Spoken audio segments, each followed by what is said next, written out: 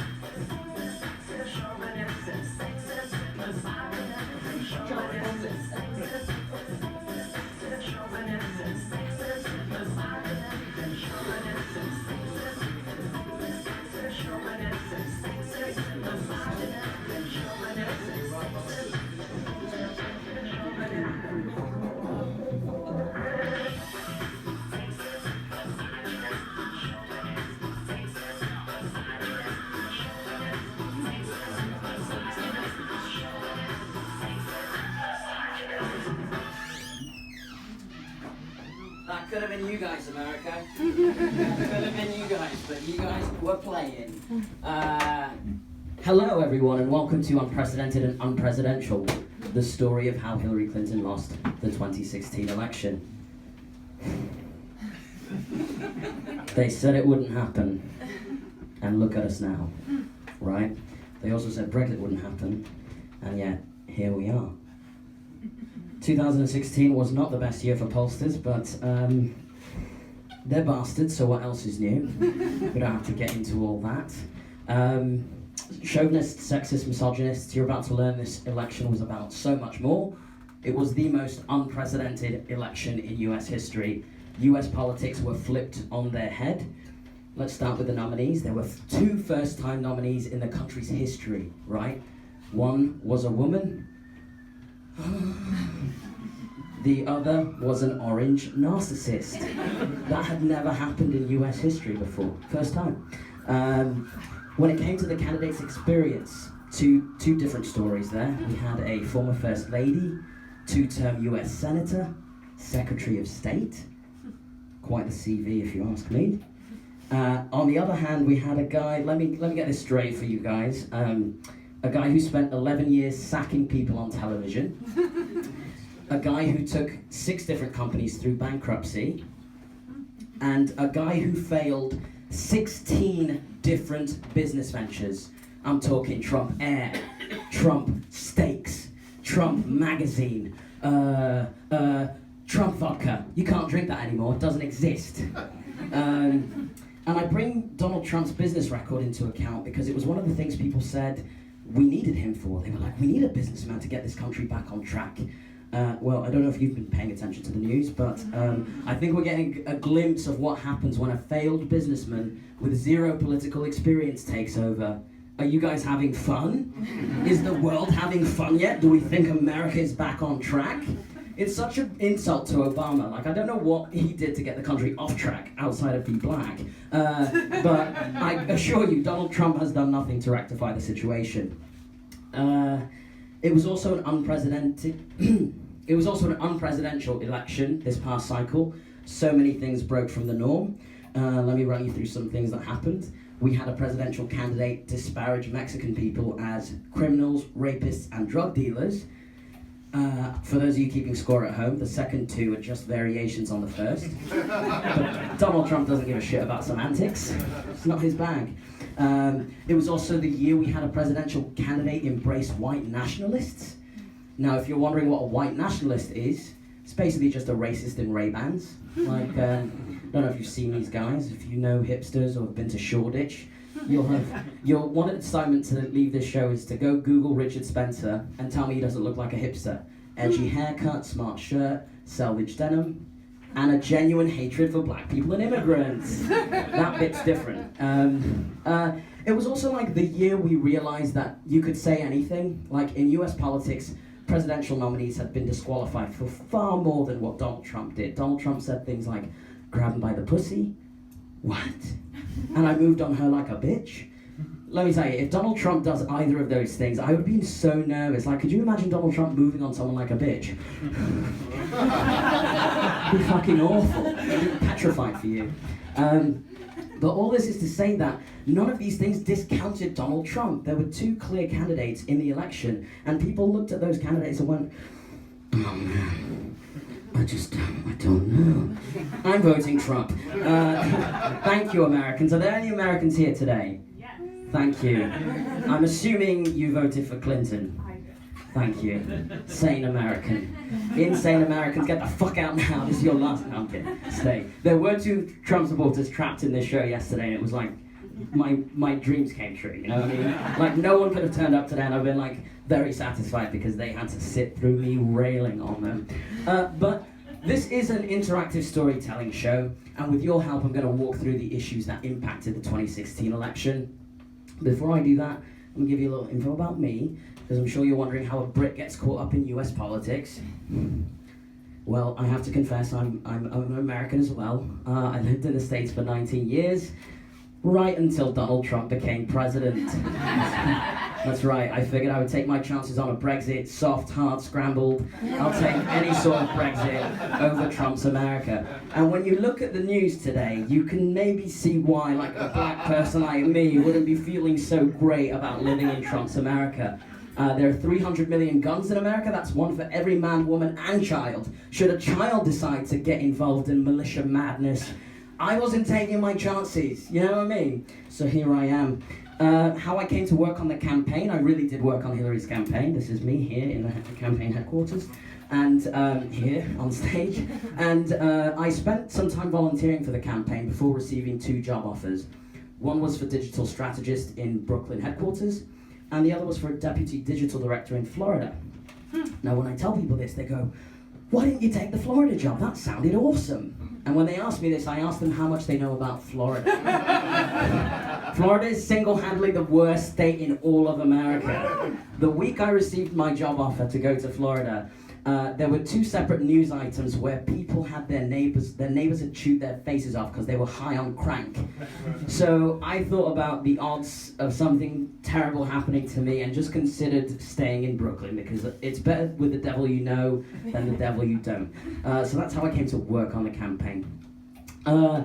Before we get started, I just want to give you guys a little bit of context to say that there was no playbook for the 2016 election. There are a lot of people who say, she should have won. I mean, she should have just won. And they don't have a lot of context for things that were happening behind the scenes. So I'm hoping to fill in some gaps for you today. And I'm going to walk you through the categories in just a second. But I do want to say, if you don't like Donald Trump or you don't like Hillary Clinton, that's fine. This show is full of life lessons that you can take forward into your everyday lives. Here is a life-size cutout of Donald Trump. He's going to participate. He is a little beat up because he's been around the block. And your first life lesson is, if you're going to travel to America, don't travel to America with a life-size cutout of Donald Trump in your luggage. Don't know if you've ever been to US Customs, but it's quite an aggressive place. Everyone carries semi-automatic weapons, and you'll basically spend an hour of your life trying not to shit your pants, wondering what happens when they discover him. He made it, guys, he made it. Never mind, I'll tell you. So here are today's categories. We're going to talk about emails. When I say emails, you say fucked. Emails. Facts. Emails. Facts. It's basically what happened by November anyway. We're going to talk about some pussy grabbing.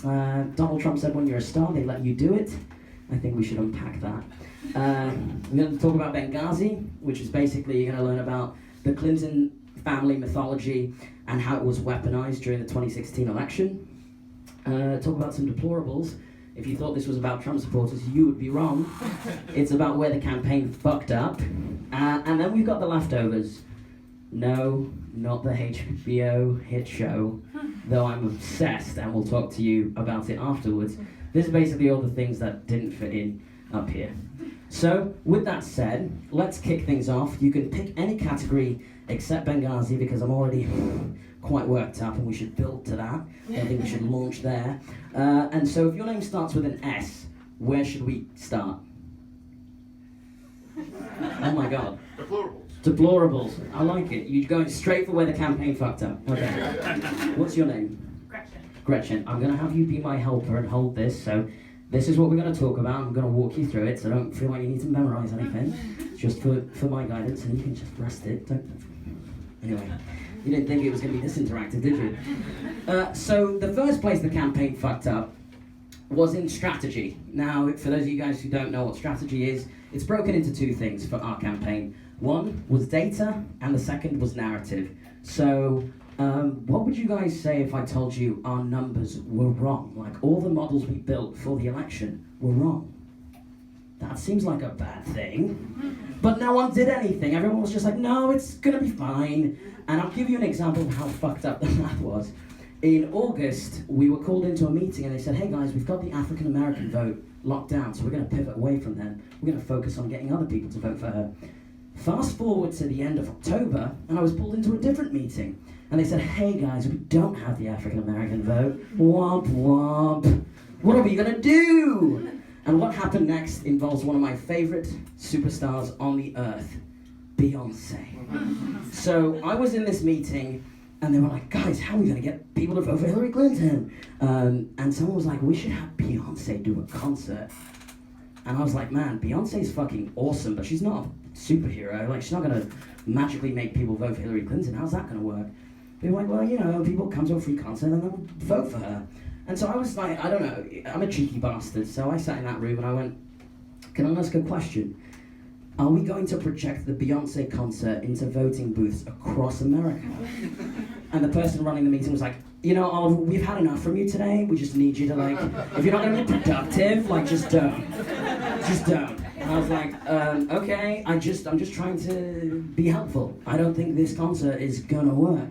And it didn't. Because you know why? The concert was on Sunday. Everyone got drunk, had a great time, went home. Single ladies, oh, the single lady. Jay-Z was there. That was a great concert. Anyway, I'm going to work now. And so no one voted. It didn't make a difference because it didn't directly take people to the polls, which no one seemed to care at the time. The second piece was narrative. So politics are about narratives. What story are you telling? Why do they care?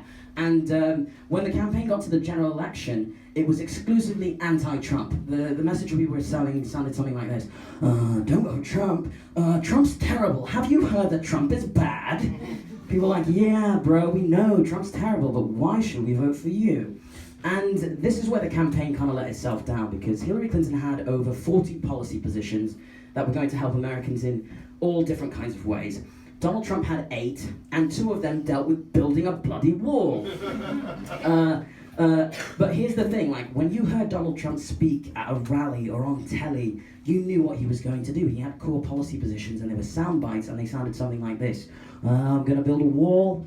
I'm going to ban Muslims. I'm going to repeal and replace Obamacare. I'm going to deport immigrants, and I'm going to rip up bad trade deals and bring back coal jobs. Side note, coal jobs, fuck off. Like, no one needs to work in coal ever again, anymore. Coal kills people. You get black lung working in a coal job. Are there any coal workers here? I did this yesterday. Okay, great. And the thing about coal jobs is like, mate, you're gonna die. The only stories I ever hear about coal workers are coal workers have died, or coal workers have been trapped and now they've died. Like, it's not a good thing, you know what I mean? Like, get out. And Hillary Clinton had alternative energy positions, but no one knew about them. Don't get me wrong, the campaign had killer slogans. They sounded like Stronger Together, love that. Love Trump's hate, looks great on a t-shirt. But when the average voter, Joe Blow in Idaho, heard Stronger Together or Love Trump's hate, what did that mean? What did it mean? It meant fuck all. Anyway, Veep, Vice President. How many people here know who Joe Biden is?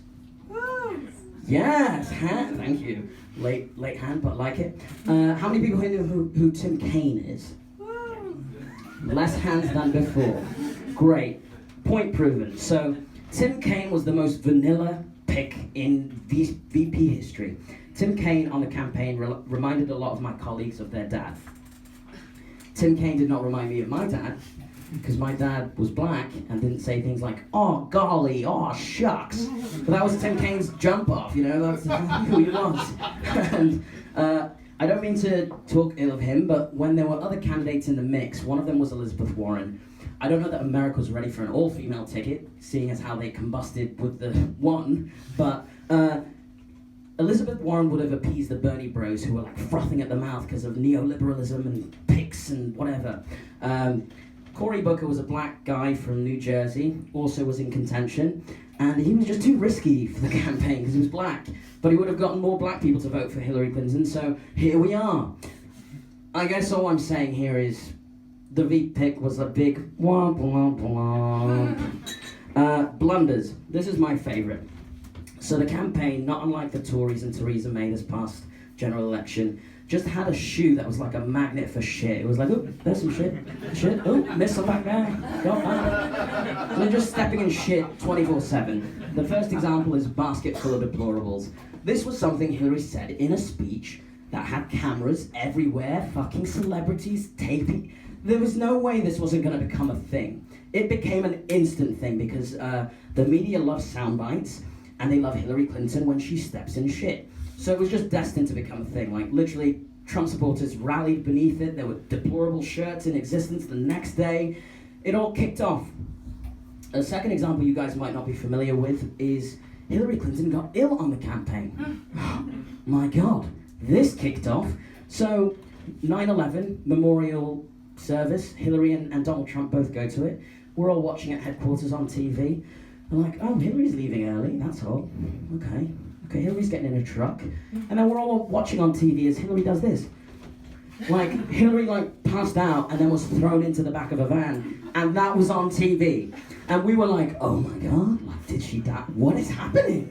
No one in the campaign knew what was going on. It was like one of those cartoons where everyone suddenly is running and chucking things in the air and moving very quickly. It was like, I don't know, do we even have work tomorrow? I didn't know what the fuck was going on.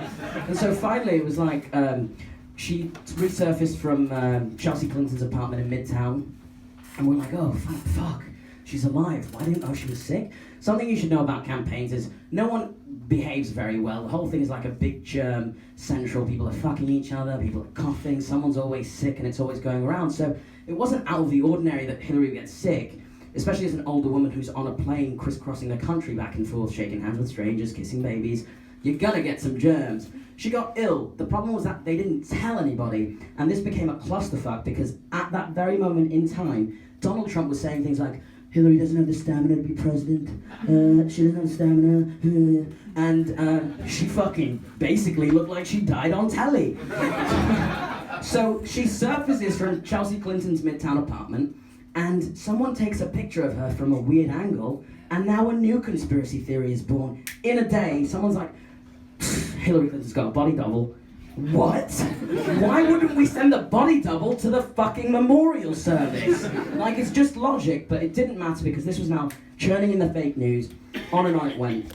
But the last example of the biggest blunder involved one of my favorite celebrities, Mary J. Blige. Does anyone remember the Mary J. Blige video? I didn't think everyone would, so I'm gonna play it.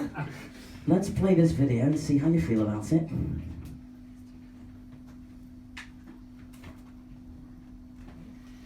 Just click that play button. If an officer stops you, always be polite and never ever run away. Promise, mama, you'll keep your hands aside. Is it a gun? Is it a knife? Is it a wallet? This is your life. It ain't no secret. It ain't no secret. No secrets, my friend. You can get killed just for living in your American skin. Oh.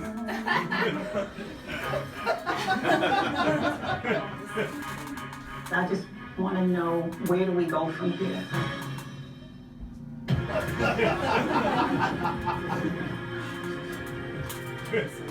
I also would like to know where we go from here, because this was fucking terrible. So if you're wondering if that was Mary J. Blige singing a Bruce Springsteen song at Hillary Clinton, yes, that was what we just witnessed. Why was this problematic? Because no one thought to check this with anyone before it went out. So they approved the interview, and then they didn't approve the preview that Apple put together. Now, does anyone here know what Black Twitter is? Yeah. Black Twitter is this section of the internet where you don't want to find yourself. Like, if you're there, it means you've done something dreadful and now you are getting made fun of terribly by everyone, everywhere. And so this interview wound up there, and people were saying things like, you know what? Hillary Clinton deserves to be president after having Mary J. Blige sing in her face with a straight face the entire time. They were saying things like, I hope Mary J. Blige asks Hillary Clinton what her opinions of the hateration in this dancery are, which are two words that don't exist in the lexicon until Mary J. Blige made them up, but I love it. It was like so fucking problematic, and to make matters worse, we had this joke. People of color on the campaign had this joke because there's this thing called a gut check, which, if you're wondering what a gut check is, it's a very offensive way of asking a person of color if something is offensive. Someone would come up to me and be like, hey, can I get a gut check on this? Is this offensive? And I'd be like, this whole thing is offensive. Your whole situation is offensive. I don't even know you. You're fucking asking me to gut check something? So the irony that we released this video without one person of color on the campaign seeing it was bananas. We couldn't believe it. Honestly, I thought it was a prank. Like, I thought someone had cut it together when I saw it, because I was like, there's no way. We did? Ooh. Nightmare. So a life lesson you should take away from this is to get a black friend and diversify your workspaces. Like, seriously, find yourself someone. Yesterday I asked this question. I said, how many people here have one black friend? How many people here have one black friend? Not enough hands, you guys. You guys, you gotta get some black friends. We're fine. Some of us are very good. My God, terrible outside. Okay. The last category in the campaign errors was arrogance. So arrogance cropped up on the campaign in a lot of different ways. This is an innocent way. For election night, I made this shirt. There are only 8 in existence in the whole world. It's got Hillary Clinton's name and 45 on the back, because I was convinced she was going to win and she was going to sign this shirt, and then I would frame it in my house and I would tell this story for the rest of my life, and I'm now telling a very different story. But arrogance also cropped up on the campaign in really not so great ways. Like, people really underestimated Trump and laughed at him. They'd be like, ha ha ha ha, Donald Trump's a joke, ha ha ha, Donald Trump doesn't have any strategy, ha ha ha, Donald Trump doesn't have a get out the vote campaign, ha ha ha. You know, they just laughed at Trump all the time, but no one considered the fact that Donald Trump was a reality television star. And there was a middle section of the country who thought that meant something because they love reality TV. Like, I can watch reality TV and be like, Trump's a joke. Like, I've read the New York Times, I'm a liberal elite. But that wasn't sinking in across the country, and we could have had a better approach on that. The final way that arrogance cropped up was in the way that some people on the campaign could say things like, when John Podesta's emails got hacked, a senior staffer basically was like, guys, these emails aren't gonna mean shit. Like, in 3 weeks, Hillary Clinton's gonna be president, and I'm gonna be a senior boob in the White House. And I remember being in that meeting and looking at someone in the room, the only other person of color, and being like, for real? Because if so, I'm gonna order more shirts, you know what I mean? The life lesson I want you to take away from this is, Kendrick Lamar said it best, really. Sit down, be humble. Like, seriously, Democrats, you need to reevaluate your whole operation and the way you approach things. Where shall we go next? Pussy grabbing. I like the way you think. Pussy grabbing. So, gender and sexism. That's what I'm going to talk about right now. So, let's see. Did you guys realize Hillary Clinton was a woman running for president? And if so, when? Was it from the beginning? Was it always? Because no one let you forget it? Great, me too. The way gender played a role in the election was in the standards both men and women were held to, specifically from a professional and an ethical standpoint. So Donald Trump was a man with 0 political experience, but because he was a man, people said things like, well, he's a man, so he'll surround himself with the right team. Donald Trump's a man, so he'll figure it out on the job. What? This is President of the United States, not camp counselor. You don't just figure it out like, oh, we've turn the Bunsen burners on. Like, no, like, you need to know what you're doing. He did not. Hillary Clinton, on the other hand, was a woman with decades of political experience. But because she was a woman, people said things like, do you think she has the stamina? Ooh, does she have the look? I'm sorry, but when Donald Trump questioned whether or not Hillary Clinton had a presidential look, I lost my shit. Because Donald Trump is a man with 5 chins who sellotapes his neckties together, and he had the audacity to wonder whether Hillary, feathered hair, pantsuit tight, was ready to be presidential, look presidential enough. Fuck you, Donald Trump, you know? I used to think, like, when Hillary Clinton got up to get her post or her newspaper, that she didn't go out in a bathrobe. She went out in perfectly feathered hair, a fucking pantsuit, and kitten heel. You know what I mean? Like, that was just what I envisioned. She was presidential.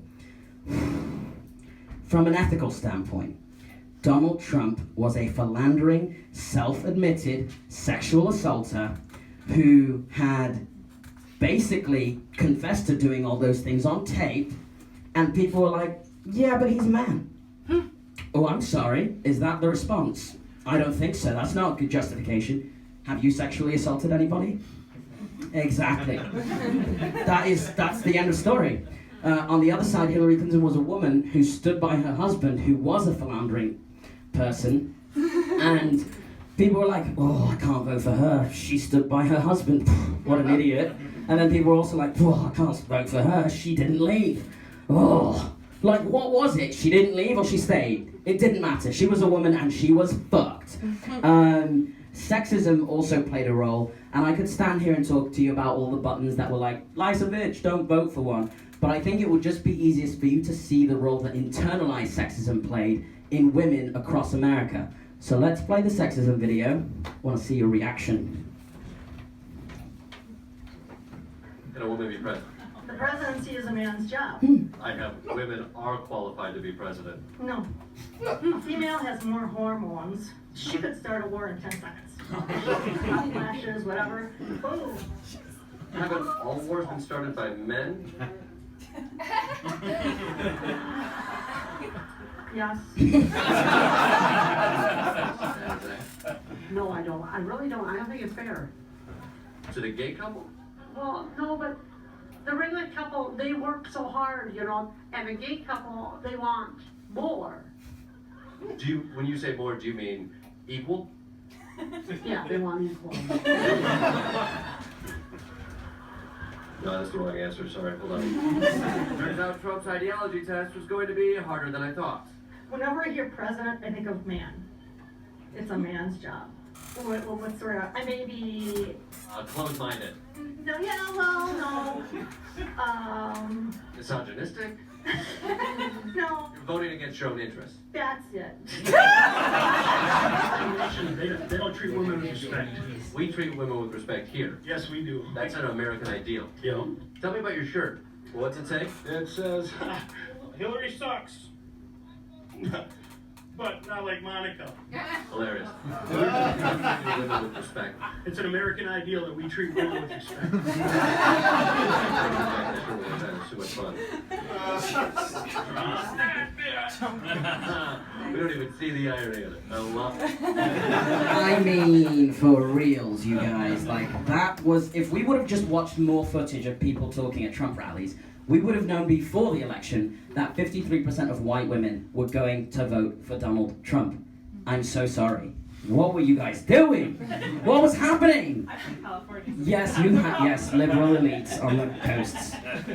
94% of black women voted for Hillary Clinton. What happened?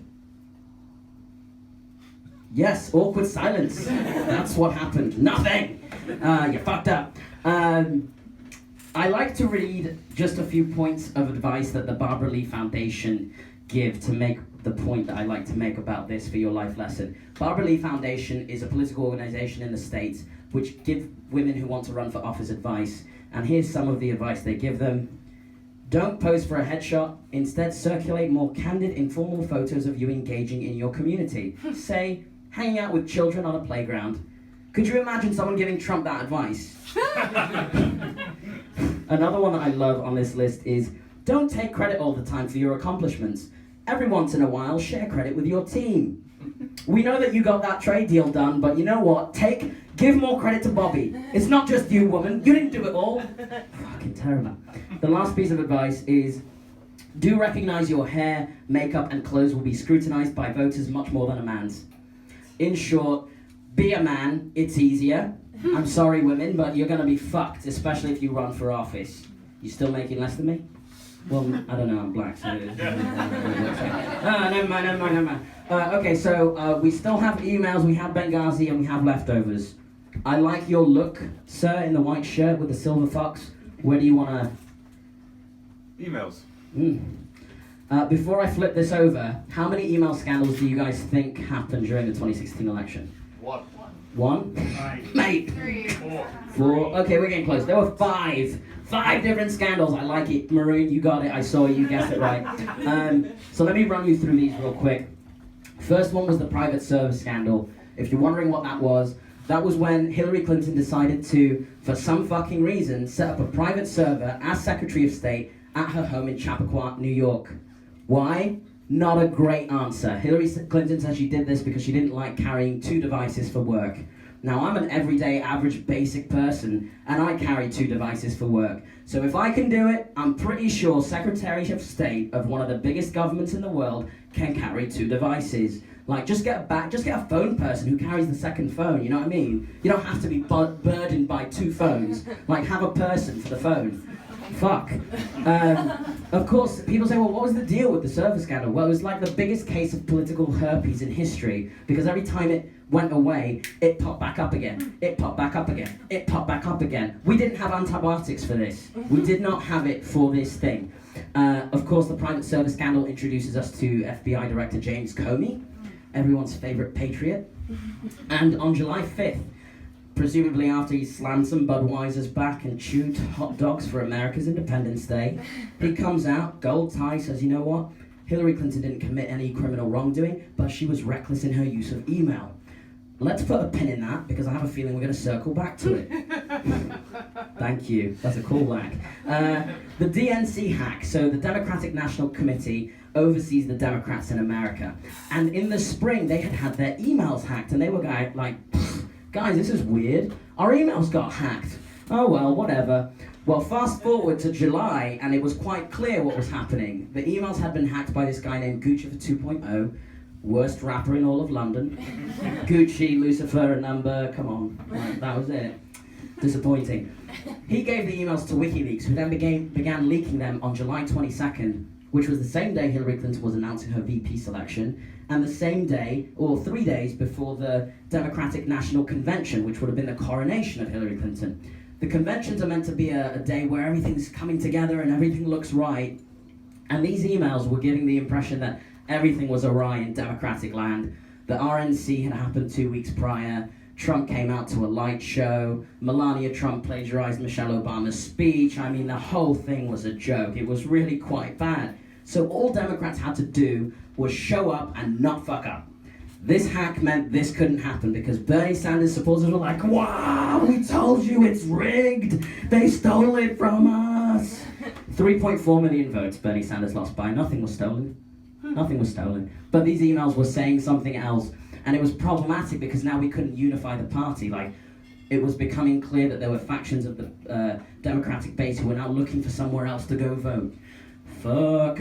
Segues. The third hack was Podesta's hack. John Podesta was the campaign chairperson. His emails should not have gotten hacked.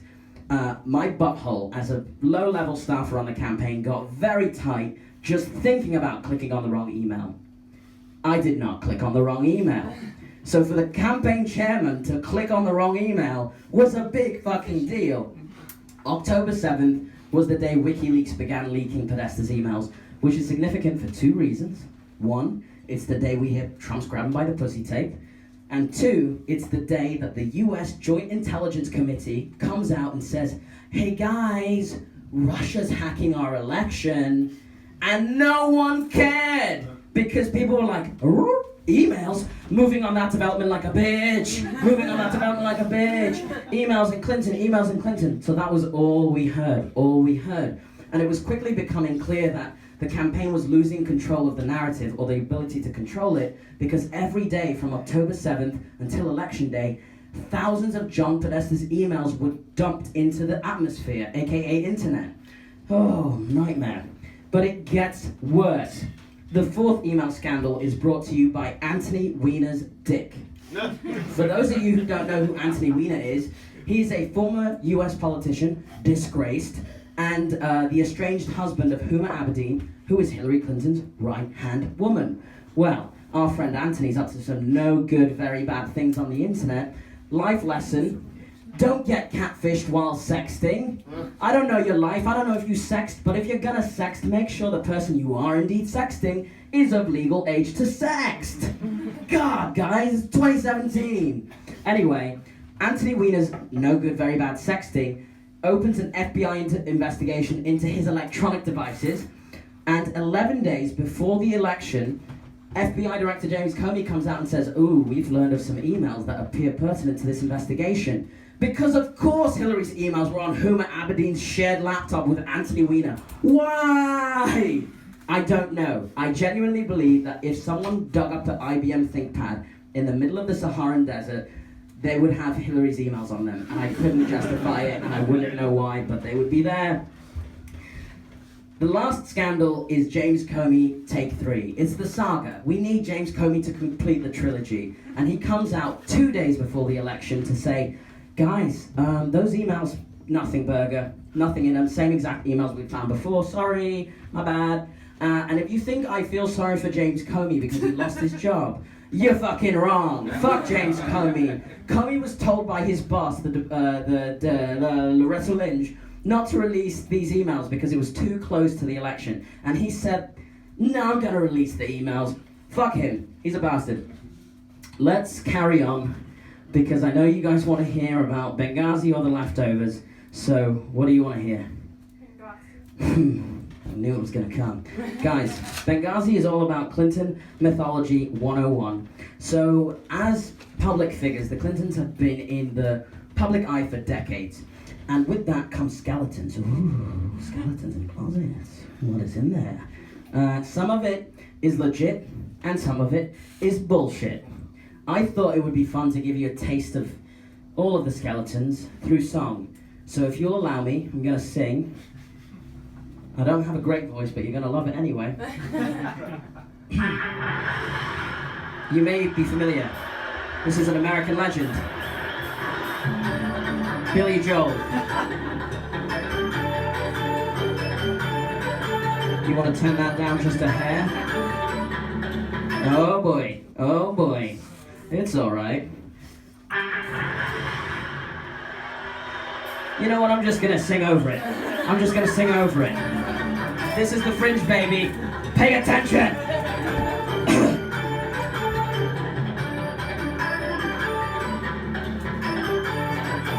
California.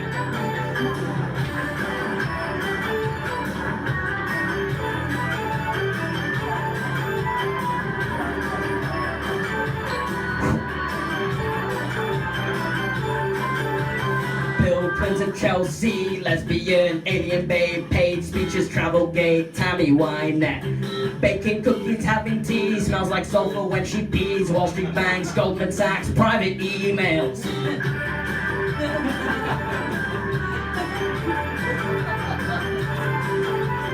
Paula Jones, Blumenthal, Warhol Foundation, aneurysm, blood clot, and she fell up the stairs that time. Whitewater Trooper Gate, she did Benghazi, Broderick Lewinsky, Vince Foster suicide. She didn't start the fire, it was always burning since the ride's been turning.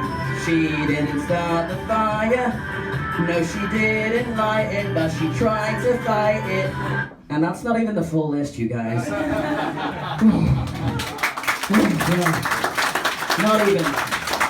Not even close to the full list.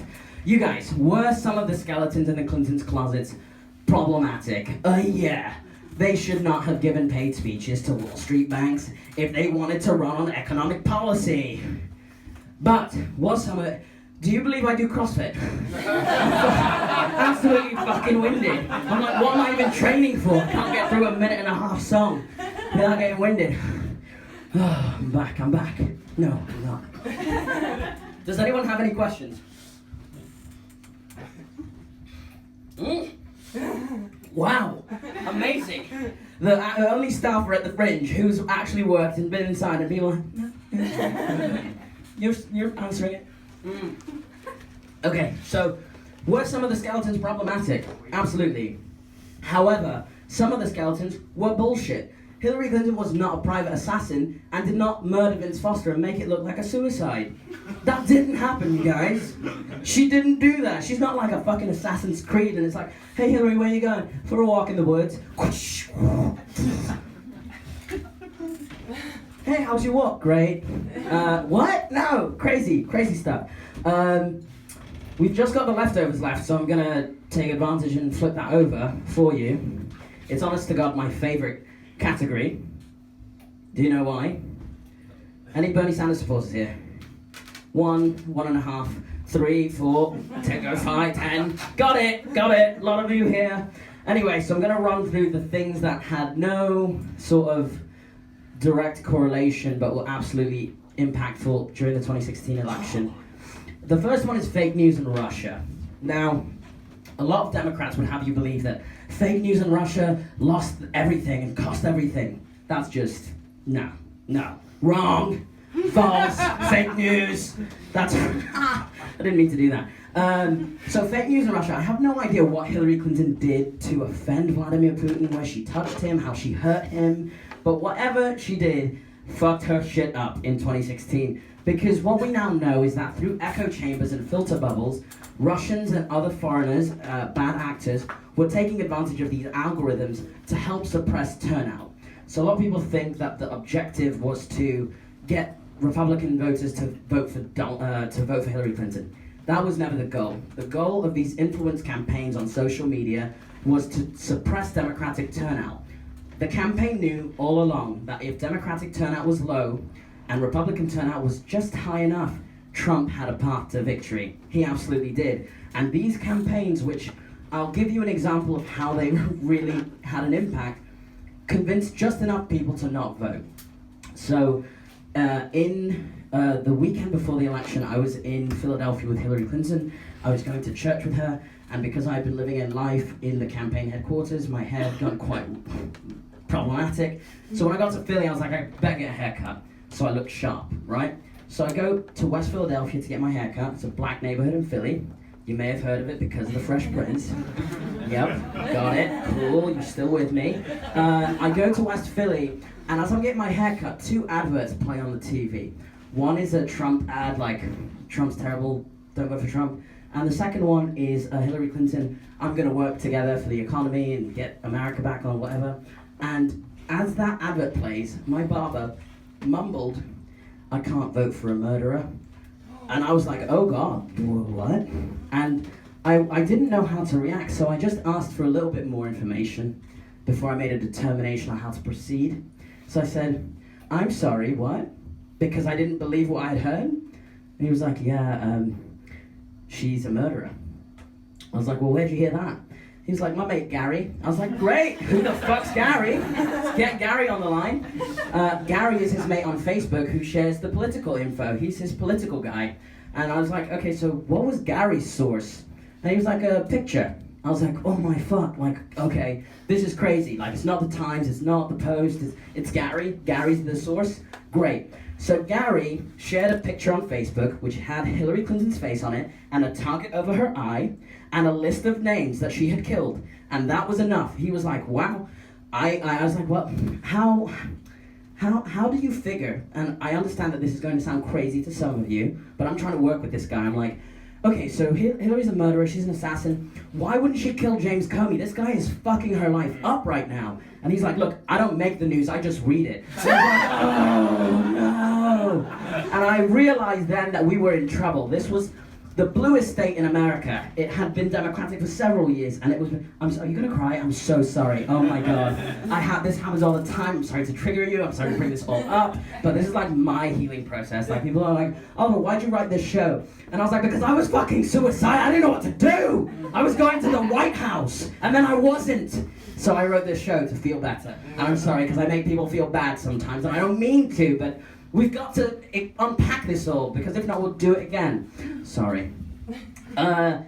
It was then I realized like fake news actually is having an impact, and we had been laughing at it because we would see these images from time to time, but we didn't understand the extent and the scope, and it was all making a difference. It wasn't that people were like suddenly like, you know, I'm voting for Trump. It was that they were like, no, I'm just not going to vote. You know what, I am not going to vote for her.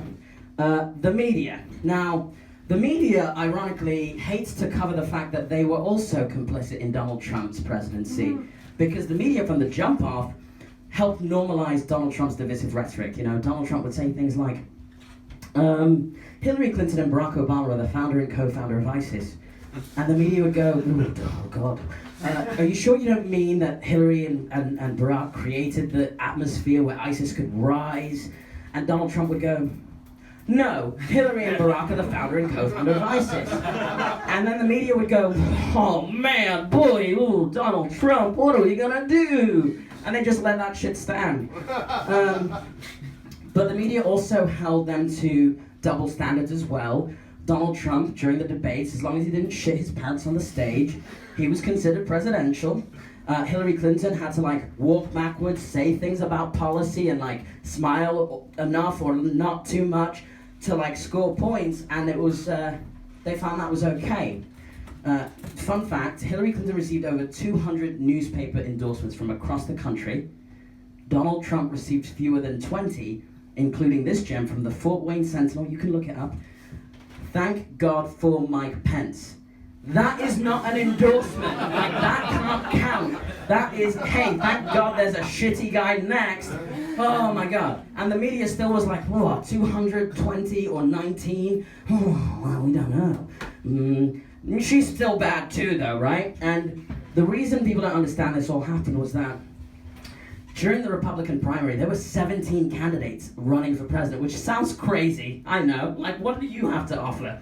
Carly Fiorina, why are you in the mix, Ben Carson? Like, you're a doctor, you know fuck all about politics. But they had 17 candidates, and Trump was sort of the beating horse of the pack. They would be like, this guy Trump is running for president, what a nutter. But as they did that, they elevated his message to a bunch of people who were hearing things like, we should ban Muslims, and someone would be like, huh? And he'd be like, oh, we should build a wall, and other people would be like, did someone say build a wall? I like that. Yeah, him. And so suddenly, the media found that Donald Trump was not only the front runner, but the actual Republican candidate for president. And now everyone was like, well, the impossible seems to have happened. And yeah, no, Donald Trump is very presidential. He's going to pivot any moment. And Donald Trump was doing things like insulting Gold Star families, which are people whose children have died in service. Donald Trump was making fun of disabled reporters, and they were like, well, he's going to pivot any day now. He will change. And then Donald Trump would come out and say things like, oh, she's a fat pig. And they'd be like, well, you know what? We're going to pick this up tomorrow. We had a Trump pivot tracker in the office, and it reset every day because someone somewhere in the media was like, no, Trump is going to start acting presidential. He didn't. He isn't. What has Donald Trump done this week? This week, today. I haven't checked Twitter, so I don't know, but probably not good. The media, you fucking suck. Like, newsflash for the media, like, be honest, right? Like, it's about clicks, it's about traffic. That's why we have Trump. It's one of the reasons we have Trump. Bernie Sanders, okay, my Bernie Sanders friends love Bernie. Bernie's like, you know, the American Jeremy Corbyn.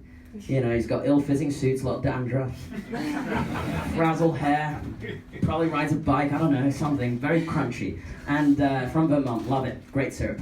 And Bernie Sanders was great. He had a populist message that resonated with young people, and it was great, but it didn't resonate with everyone because it was sort of a one-size-fits-all policy. And there were people in the country that didn't understand how they fit into that message. So Bernie Sanders lost the primary by 3.4 million votes, but Bernie Sanders wouldn't drop out of the race. And the longer he stayed in the race, the more he drove Clinton's negatives down because he kept saying she was crooked, she was, you know, rigged, corrupt. And you know who took that? Donald Trump. Donald Trump thanked Bernie Sanders. He did this on stage. He said, thank you, Bernie Sanders, for this crooked Hillary. She is crooked. You're right. Bernie Sanders is right. Bernie Sanders is right, Hillary's crooked. And he said that repeatedly, which also served as this sort of self-fulfilling prophecy. The more we talked about emails and her being crooked and corrupt and rigged, the more her unfavorables went down. It was problematic. So you know what? I'm sorry, but Bernie, you get a little spank. You're in the mix. You're bad boy.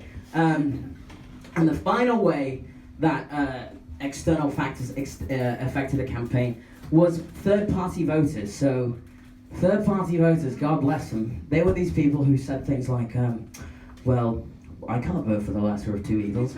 I am so sorry, but I have principles, and I'm not voting for Hillary because Hillary's a war hawk, and I'm not voting for Hillary because Hillary's in bed with bankers, and I'm not voting for Hillary because blah, blah, blah, blah, blah.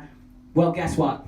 You're fucked up. Third-party voters remind me of Kevin's uncle from Home Alone. Look what you did, you little jerks! In 5 states, third-party vote totals were higher than Trump's margin of victory over Clinton. Michigan, Wisconsin, Arizona, North Carolina, and Florida. Now that's 5 fucking states that, if you're keeping track, went red and didn't have to. So, third-party voters, I appreciate it because everyone likes revisionist history, and now that Donald Trump got in, a lot of third-party voters, not unlike here after Brexit, people woke up and said, wait, we're leaving the EU? Oh yeah, I voted leave. I didn't think it would count. What? That's the whole thing with the voting. Like, you vote and then you turn. I was like, well, you know, the only way your vote doesn't count is if you tick leave and then just tear the ballot up into tiny pieces of paper. Same thing happened in America. People voted for, you know, Jill Stein, another fucking mental case. What is it with Green Party candidates? Seriously. Find me a Green Party candidate saying that I'm all for it. Jill Stein, for those of you who don't know, was endorsed by Susan Sarandon, who no one asked for her endorsement. No one asked her to go anywhere. Could have drove off a cliff for all I care. Yes, old people get Thelma and Louise references. Oh, fuck yeah. Susan Sarandon endorsed Jill Stein, which was batshit crazy when it happened because Bernie and Hillary, for all their differences on 2 big issues, lined up pretty close together. This is Bernie and Jill Stein on the issues. An ocean apart, right? And Jill Stein was a medical doctor who didn't believe in vaccinations. So when a state in Connecticut like starts having measles outbreaks, it's because people like Jill Stein don't think kids need their vaccinations anymore. Jill Stein is also a 9/11 truther. She thinks the government did 9/11, which is mental. So people decided to third-party vote for her, and Gary what is Aleppo Johnson, guy running for president, doesn't know where the biggest conflict in the world is currently taking place. They voted for him, and they didn't vote for Clinton. They could have again stayed home and not voted, and it would have been just as bad, right? So my last piece of advice is, if you're American, don't just vote in the general election, vote in every election. And if you're not American, stop placing faith in political leaders. Like, stand for what the party stands for. So many people are like, well, I hate Jeremy Corbyn. I could never vote for Jeremy Corbyn. He's a bastard. And it's like, great, but what's the party that he's in charge of? What do they stand for? Well, they want everyone to get to school. They want, you know, free lunches, you know, winter. It's like, great, that sounds good. All that stuff sounds fucking great. Check the ballot for the party. Get behind principles. Stop getting behind people, because people are fallible. People will always have something wrong. This thing, lesser of 2 evils, we need to retire that phrase, because the lesser of 2 evils in this previous election was a non-issue. Like Donald Trump, we have seen in 7 months, is far worse. People said, oh, Hillary's in bed with bankers. There were, until a few days ago, 6 different Goldman Sachs bankers in the administration. Let it sink in. Our actions have effects, like things that we do, choices that we make, they affect everyone. And you know who's screwed? Old people, not you. You die. We don't. We get to live here. So, guys, that's been my show. I hope you enjoyed it. It is a part of the free Fringe, so if you did like it, chuck a £1 or a £5 in the bucket. I appreciate it. Let's try and do better. Let's all of us go have a conversation, have a cup of tea with someone, and talk about what we're going to do next time, because there will be a next time. It might be in October if you live in this country. General election, take 3. You guys, seriously, that's my time. Thank you so much for coming out. It's been a blast doing this show. If you liked it, tweet me. I'm on Twitter at OliverDirtyB. That's a shout out to Wu-Tang Clan, Oliver Dirty Bastard. I've had a blast doing this. I hope you guys have too. Please tell someone about it. I appreciate it. Thank you so much.